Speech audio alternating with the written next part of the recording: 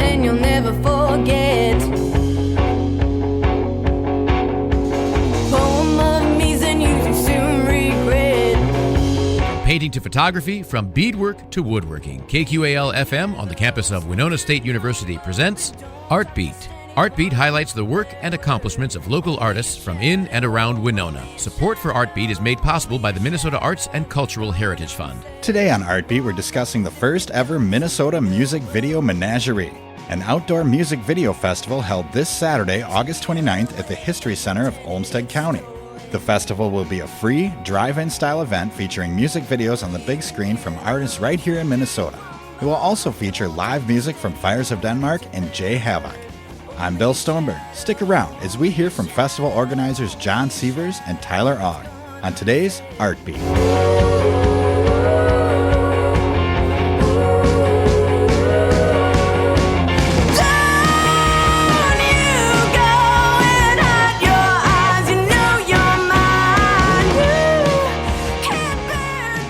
That was song number 2 by the Gully Boys, and that's just one example of one of the tunes you might see as a music video this weekend at the Minnesota Music Video Menagerie happening in Rochester this Saturday.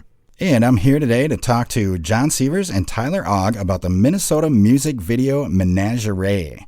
And that is Saturday, August 29th from 7 to 11 p.m. That's going to be at the History Center of Olmsted County. That's in Rochester. John and Tyler, how are you guys doing today? Awesome. Excellent. Good to hear. So, Minnesota Music Video Menagerie. Menagerie, not a word I see a lot, so I hope I'm pronouncing that right. John's bringing it back. Right. How cool, I love it. Bringing old words back. You got me down myself. I think it's menagerie, but maybe Menagerie. Oh, see, I'm using the wrong accent there. So, menagerie. Spice that up. Okay, cool. Well, I pronounce it. It's a different vernacular, right? Maybe. We'll just call it that. But, it's not just bringing back old words. It's a drive-in music video festival, and the drive-in thing we've seen a lot more since COVID and the pandemic, lockdowns, things like that. So that's a really cool aspect of it as well. And that's kind of the skinny. That's kind of the basis of what it is. But can you guys kind of tell our listeners a little bit more about, how it's going to go down, what it's going to look like for folks? John, you on? Sure. Yeah, so this event's going to happen on August 29th, like you said, and kind of the point of it is that we wanted to do something with local Minnesota music, but still do it in a way that's safe while people are able to gather together for it. So, the basic plan is we're going to have Fires of Denmark do a little pre-dark set at the History Center there. Everyone can chill and listen to the FM stereo and see that set. And then once it gets dark, we're going to start airing videos. And we got a bunch of videos submitted. We're going to play as many as we can big screen. And then at the end of the night, we're going to have, the top 10 videos that have been selected by a panel of judges. And we're going to do a headlight vote to see which of those top 10 are going to be getting our top 5 prizes. So it's kind of like a little bit of a battle of the videos going on. Nice. I love that. So we'll get a little bit of live music as things are getting settled in and the sun's going down. And then as soon as it's dark enough, I suppose, to show the videos, you get going, huh? Cool. Will there be like refreshments, anything like that, food, anything like that going on? Oh, yeah. Yeah, Pasquale's, they've got pizza, and I know they're doing popcorn and some soda and restrooms to boot. Oh, cool. Excellent. And I'm assuming we are following social distancing guidelines, masks, things like that, right? Yeah, so as long as you're in your car and, parked 6 feet away, you're cool, obviously, but if you're leaving your bubble there, we're asking people to try to wear masks and just make it safe for everybody. Right. It's a big open area, so oh, cool. We're feeling it's going to be pretty comfortable. So. Cool, awesome, and I like that you can get some grub and some drinks by some local vendors. That's really good as well. Have you guys put on anything like this before, like a film fest or video fest, anything like that? Yeah, not John and I per se. They've had, prior kind of film festival engagements, which was, also kind of a national and an international poll. Okay. But yeah, John and I had kind of talked about a similar event, just, because we kind of have fun making our own music videos, and we kind of work in circles, and, a bunch of different artists are kind of trading music videos here and there. And, we had enough talent to kind of make our own music video fest, but, we wanted to open that up to, as many other people as possible, and not just Rochester. So. Right. So it's opened up to basically the whole state of Minnesota, right? Yeah, for sure. Cool. So how did this idea come about? Like, who came up with it, and what sparked it? Well, I think there's kind of, Tyler might have his own version of this, but there's a couple of different things that happened. I mean, Tyler and I were kind of talking during a showing of his movie, The Crows. Mm-hmm. And he said, hey, it would be cool to have this music video fest. And that was, I don't know, probably more than a year ago or something. Oh, wow. And then this summer, with COVID, there's been this drive-in movie thing happening at the History Center every Friday night. And I saw the screen, which is like a giant screen. It's like 28 Huge. feet. And I was just like, oh, it would be so awesome to see like music videos on this screen. And like, I grew up in the era of like MTV and stuff, but how many times have I seen a music video like on a big screen? I mean, it hasn't been that many. So I got kind of like excited about, doing something on this big screen. And then also just like the idea of doing a music event where people are safe. And so I was just like, hey, Tyler, I think this could be a cool way to do that music video thing that you were talking about last year. And I kind of reached out to him about it. Cool. Sure. Cool. So you said that. Oh, go ahead. Oh, we have, lost so many, events and engagements that were set up for, music festivals and, yearly traditions. And, this was kind of a way of, bringing back something like Midwest Music Fest, where you can get, just a great sample, of all the local talent. And, even though they're not there, they're still there on the big screen and, larger than life. So it still supports them in a way. And hopefully people find some new music, and go check out Bandcamp or whatever. So totally. And help support these artists, especially right now. That's very much needed. And I know you guys mentioned that there'll be an FM broadcast for the sound. Is that correct? Yep. Okay, good. I didn't dream that up. But it'll not drain your car battery if you leave it on idle. Right. And you also said that it's kind of a large open area. So will you be able to step outside of your car and hear the sound right there, or you kind of got to crank it up through your car? How's that going to work?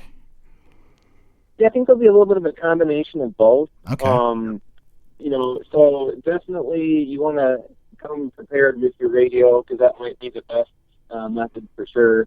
But with the live music, I think there'll be some audio that you'll be able to hear without the broadcast. We're still kind of working on a couple of those details, but I believe there will be a little bit of both. Yeah. Okay, cool. So a little something for everybody. So if I wanted to maybe set up a lawn chair beside my car, that's maybe an option? Yeah, I think as long as people are staying spaced out 6 feet, I think we'll be good to go. We are limited to 100 cars. Okay. Just based on how much space is there. So we are asking people to pre-register at an Eventbrite link, which you can find like on our Facebook page and stuff. So we're just trying to make sure that everyone who wants to attend can attend for free. But we just kind of want to get a handle on who is coming. And I say that the attendance is free, it's really because we've done a GoFundMe for this, and we've got a bunch of sponsors for it as well. So those sponsors and the GoFundMe is what's making it able for us to not charge bands for submissions or videographers for submissions, and also make it so that there's no money for you to pay just to get in to observe the event either. Right. And you mentioned you got some sponsors, and there's going to be judging. So it says you have around $2,000 worth of prizes to give to the top videos. So what kind of prizes are these artists looking at here? Yeah, so we got a couple of awesome prizes. We've got from Carpenter Studios in Rochester, they're giving away half a day of recording. We've got the Grey Duck Theater and Coffee House is going to give away basically a rental, a weekday rental of their establishment. So you could do a show, or if you're a videographer, you could show a movie or something like that. Pure Rock Studios in Rochester is giving away a hall rental, so do an album release show or something there.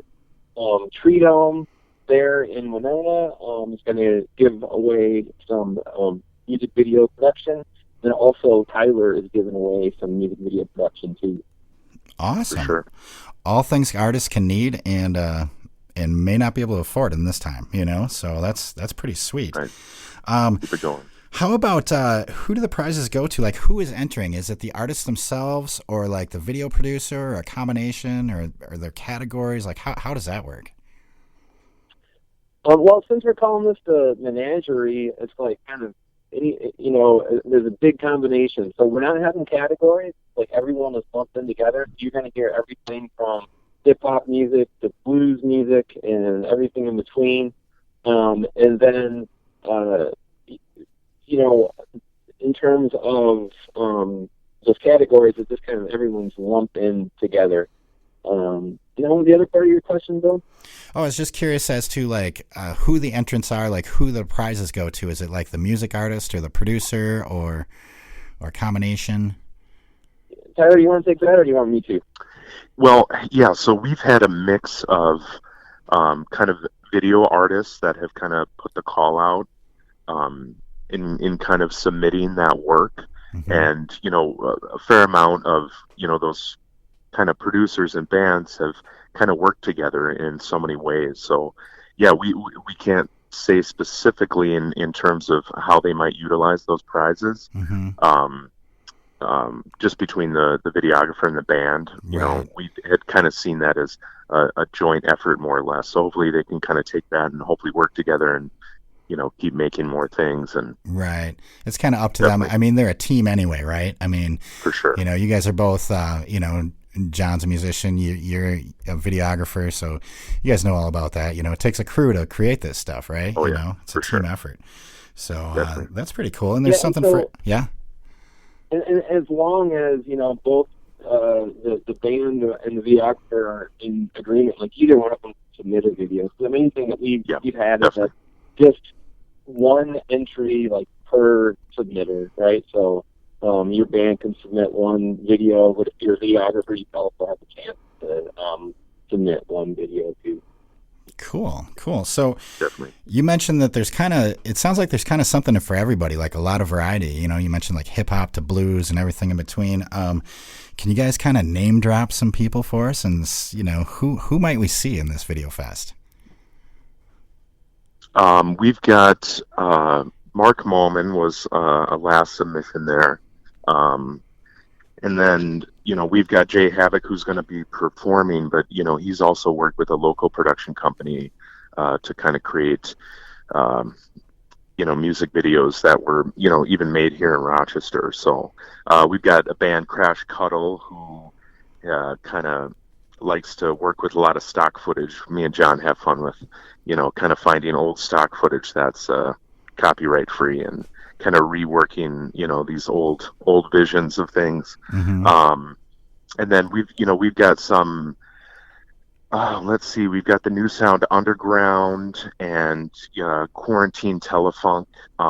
There was kind of a great little moment, where a lot of people, during quarantine were kind of jamming out and making videos of kind of collective instruments in different spaces and kind of mixing those at a distance. And so it's really a mix of kind of highly produced, really well made, interesting special effects kind of music videos, and then just kind of fun homemade videos. We got one band that did kind of clay animation playing on a piano, and we got a Zoe Chanel who kind of worked with dance and kind of choreographed videos in a lot of interesting shapes and colors. And you had mentioned Yam House and Annie and the Bang Bang had done one that was, just kind of really cinematic, and a lot of work went into that. So it's diverse in the range of production too, and so it's awesome. Definitely been interesting to see the amount of,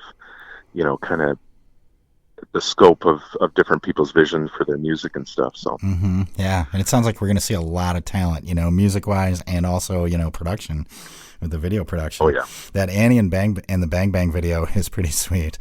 That is yeah, and that takes some doing to do some shots like that. That's pretty cool. Oh yeah, true that. So what kind of criteria will these videos be judged on? So you have a panel of judges that'll whittle it down to 10, right? And then the audience judges from there?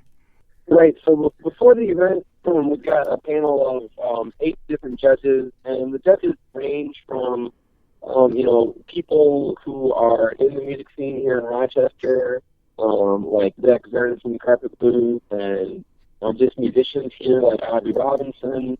And then it's going to preview the videos before the festival, and they'll select top 10 before the festival. And then at the festival, it'll just be a popular vote, and we're going to do 1 vote per car by headlights. Oh, that sounds fun.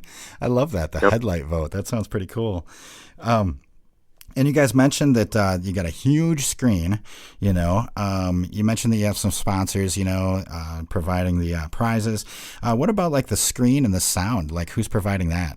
Yeah, so we're working with Spectrum Pro Audio. It's awesome that both businesses are willing to support the arts in our community. Definitely. And it's more important now than ever, I think, to keep this kind of stuff alive.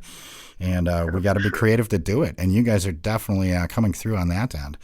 So, you mentioned how you'd had this idea about a year ago, and then when the pandemic kind of hit, it seemed like it was time, it sounds like, do you think that maybe this is something that maybe like a silver lining, something good that has come out of, necessity, out of the pandemic? I mean, I would be in 100% agreement with that. Sometimes it just takes a certain set of opportunities. It might have happened a different way than it is, but I think it's a way that we can get together and celebrate music and watch music videos all together. And that wouldn't come about without COVID. Do I wish that COVID hadn't happened? Absolutely. Right. Yeah, for sure. I totally agree with John on that too. It's been interesting, just in terms of like you had, said earlier, and bringing back this old style of, watching a movie outdoors, or, there's definitely a Minnesota culture that likes to take advantage of just being outdoors. And I think that plays in well to everything that's going on right now. We don't want to drive people out of the movie theater in that capacity. But we'd like to, at least do something that everybody can experience something on a little bit bigger scale and still be safe. And it's been fun too. There's a whole treasure trove of old commercial ads that ran on, all these small town local theaters. And, some of that stuff is in the public domain. And, so I'm going to kind of bring back a lot of those old kind of, PSAs and little announcements for intermission and concession stands. I know everybody's always familiar with the "let's all go to the movies." Yeah. So it's just fun. There's, that kind of was an art form in its own of really taking on a whole show and a production all together. And, we're going to be having a bunch of commercials that we produced for our sponsors on our intermission show. And so it's definitely going to be a show.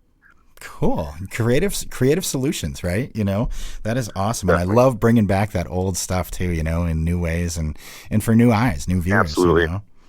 And the thing is, personally, I love movies as well, and I don't, I love going to the theater. It's fun. It's a fun experience. But I think, stuff in the park and stuff in, drive-in movies, stuff like that, it's a different kind of experience. They're both have merit in their own way. But I think the drive-in aspect, it almost feels, I've been to a couple drive-in concerts this summer, and it almost feels there's like a community feeling going on, even though you're sitting 6 feet apart from the next car or whatever, but it still feels very communal, which I think is important, especially in this time.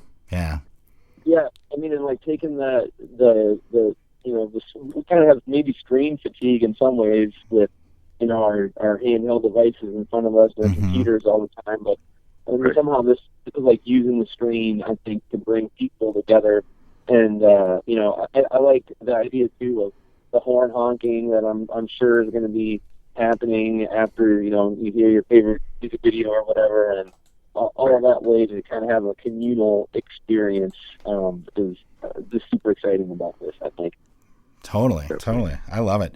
So since this was an idea before and now it's come to fruition, do you guys have any plans to do this in the future again? Like maybe continue a music video festival for Minnesota? Well, I can only speak for myself, and I would love it if this could turn into a thing. Oh yeah, for sure. Why not? Mm-hmm. So we'll just kind of we'll see how it goes. We don't have the date picked out for the 2021 festival yet, but if it's a success and maybe it's something that we would be able to pursue. I mean, I certainly hope it would be something we could pursue. Right. For sure.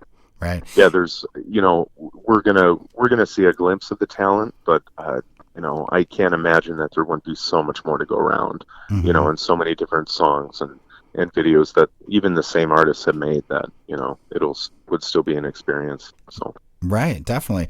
Well, and the thing is like, like we've already kind of touched on, during the pandemic here, it's been really hard for artists. Venues are shut down. There aren't a lot of avenues for income, but this gives artists an avenue to reach maybe audiences they wouldn't normally reach. So maybe people are interested in seeing this music video drive-in fest that might not ever go see a certain band in a certain club, but now they'll be able to see it and get exposed to that. I think that's pretty cool, reaching different audiences like that. And like John said earlier, MTV. I think the three of us are familiar with when MTV used to play videos. And you don't see that anymore. In that kind of art form, you have to go to YouTube. Something you kind of seek it out, and it isn't kind of thrown at us as much as it used to be. True so that. I think this is a good avenue for those types of artists, video producers and musicians alike. So, I keep kind of bringing this up, but creative solutions, it seems to me that everyone's kind of scrambling like, whoa, man, what do we do? But man, you guys have really came through on this, like providing an outlet for these artists, providing something for the audience. I mean, it sounds like a great time. So History Center of Olmsted County is where it's at, right? What's the best way for people to find out more information, I guess, about when and where this happens? The most important thing is that, anybody who's interested in attending the festival, again, it's free. Go to Eventbrite, and if you look up Minnesota Music Video Menagerie, you'll find our event. We've got the address on there, and the time's going to be 7:30. And then, you can print off your receipt. There's not going to be any interactions. You keep that on your dashboard, and we'll know that you signed up. So, I mean, I think right now the best place for people to kind of go to look for just general information about the event is the Facebook event for it. So if you search Minnesota Music Video Menagerie on Facebook, that will pop up, and it kind of has all the details in there. Okay. We'll be dropping a promo here tomorrow to, get more people to hopefully share that and get the word out and head over to Eventbrite. Cool. Excellent. So we see the promo probably on the Facebook event page? Yep. All right. Sounds good. Well, before we go here, I just want to give folks a little bit of a taste of what they might hear. Since this is radio, we can't see the video. But I just want to play the beginning here of a Yam House video that was submitted. This is for their tune Wow by Yam House. So here, check this out. What do you guys want to do when you're older? Probably a scuba diver or a WWE wrestler. First Avenue, sold out show with my friend. That's what I want to do. You want to sell out First Ave? No way.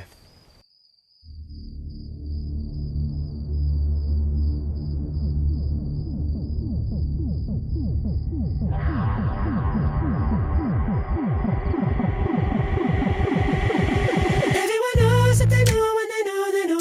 Digital emotion gives me vertigo. It's hopeless, but I'm open. All right, guys. Well, that's Yam House with their tune Wow. That video is going to be in the Minnesota Music Video Menagerie that happens this Saturday, August 29th at 7 p.m. And go to the Facebook page to check it out. Check out the details there. And there is an Eventbrite link there. Make sure you go to that so you can register your car. Hey, John and Tyler, thank you so much for joining us tonight. This sounds like a fantastic event, and I hope that it comes off without a hitch, and I hope we see it again next year. Definitely. Well, thanks so much for having us. We really appreciate it. For yes, sure. thank you for having us. For sure. You guys have a great night. We're excited. Yep. Yes. Me too. Me too. Thanks again to John Sievers and Tyler Ogg for joining us today on Artbeat. For more information on the festival, go to the Minnesota Music Video Menagerie Facebook page. For more conversations on art, tune into Artbeat Tuesdays at 12:30 right here on 89.5 KQAL. I'm Bill Stoneberg, and we've just heard from Minnesota Music Video Menagerie organizers John Sievers and Tyler Ogg on Artbeat. Artbeat is written and produced by KQAL FM on the campus of Winona State University. Visit us on the web at kqal.org.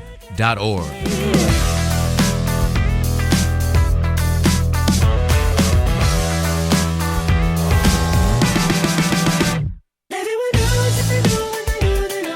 Digital emotion gives me really low. It's hopeless, but I'm open. And maybe it's so 'cause I'm out in the crowd and lost. Even all the haters wanna sing along. It's open, emotion. Everyone knows that they know when they know they know. Digital emotion gives me really low. It's hopeless, but I'm open. It's open. Emotion, it's hopeless, but I'm open. It's open.